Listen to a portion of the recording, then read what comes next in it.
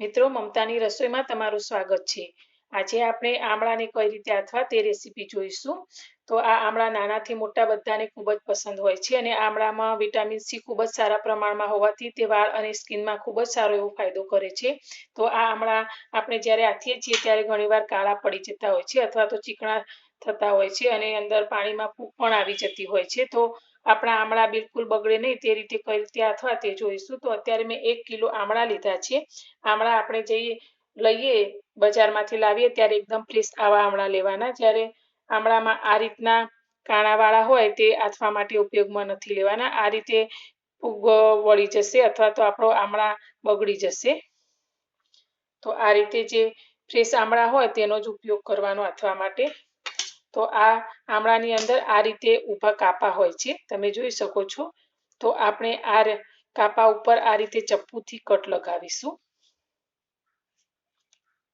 જેટલા આમળા ઉપર આ ભાગ હોય અલગ અલગ લીટીઓ તેની ઉપર આપણે આ રીતે કટ લગાવી લઈશું, જેથી આપણે જ્યારે તેને આથીએ ત્યારે મીઠાનું અને હળદરનું પાણી છેક સુધી આમળાની અંદર જાય ને આપણા આમળા બહુ વધારે પડતા ખટાશવાળા ન લાગે। તો આ જ રીતે આપણે બધા જ આમળાને કટ કરી લઈશું।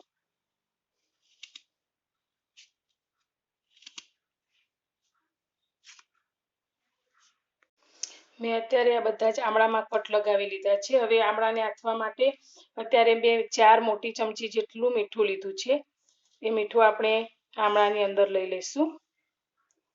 આપણે આમળા આથતી વખતે સિંધો મીઠાનો ઉપયોગ નથી કરવાનો, આપણે સાદા મીઠાનો જ ઉપયોગ કરીશું। સાથે આપણે 2 ચમચી હળદર એડ કરીશું।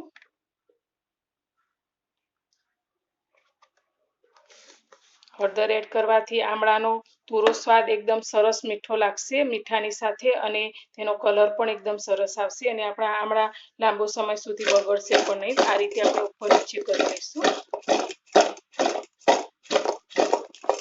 હવે આ રીતે હાલ આપણે આમળાને કોઈ પણ બરણીમાં નથી ભરવાના, આ જ રીતે તેને આપણે 5 થી 10 મિનિટ માટે મૂકી રાખીશું। 10 મિનિટ જેવું થઈ ગયું છે, તો હવે આપણે આમળાને જોઈ લઈશું। તો તમે જોઈ શકો છો એકદમ સરસ આમળામાં મીઠું અને હળદર કવર થઈ ગયા છે। તો હવે આપણે આમળાને આથવા માટે કાચની બરણી લઈશું। કાચની બરણી લેવાથી આમળા આપણા લાંબો સમય સુધી બિલકુલ બગડશે નહીં। જો તમે પ્લાસ્ટિકની બરણીમાં ભરશો તો તેમાં ઉપરથી ફૂગ જલ્દી આવી જશે। તો જ્યારે પણ આપણે આમળા આથતા હોય અથવા તો કોઈ પણ અથાણું બનાવતા હોય ત્યારે કાચની બરણીનો જ ઉપયોગ કરવાનો। તો હવે આપણે બધા જ આમળાને આ રીતે બરણીની અંદર લઈ લઈશું।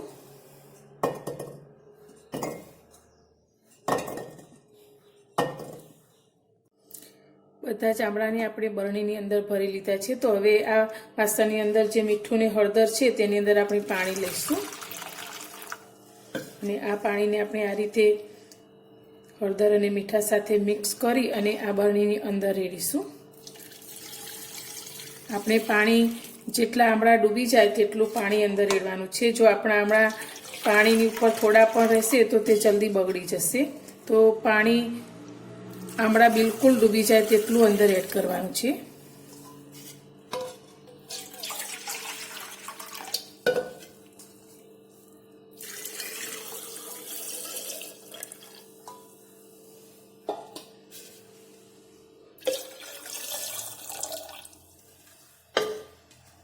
હવે આ બરણીને ઢાંકણ ઢાંકી અને આપણે 6 થી 7 દિવસ સુધી આ રીતે જ રાખવાની છે।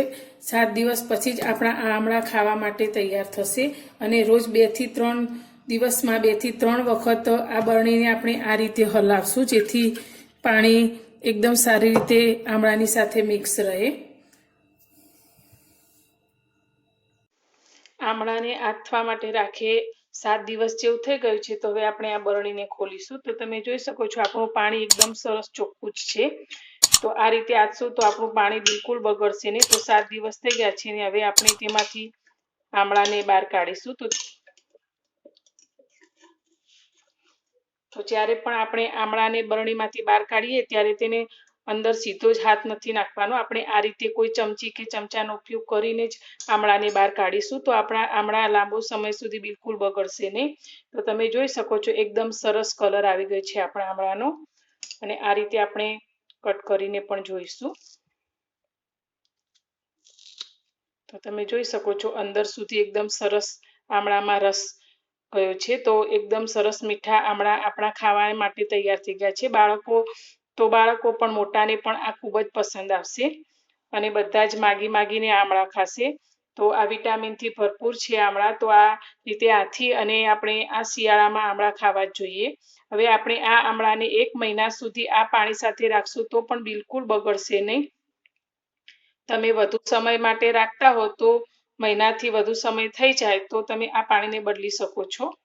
તો મારી આ આમળા અથવાની રીત તમને સારી લાગી હોય તો વિડીયોને લાઇક કરજો, શેર કરજો અને મારી ચેનલ પર નવા છો તો ચેનલને સબસ્ક્રાઈબ કરજો. ફરી મળીશું એક નવી જ રેસીપી સાથે નવા વિડીયોમાં.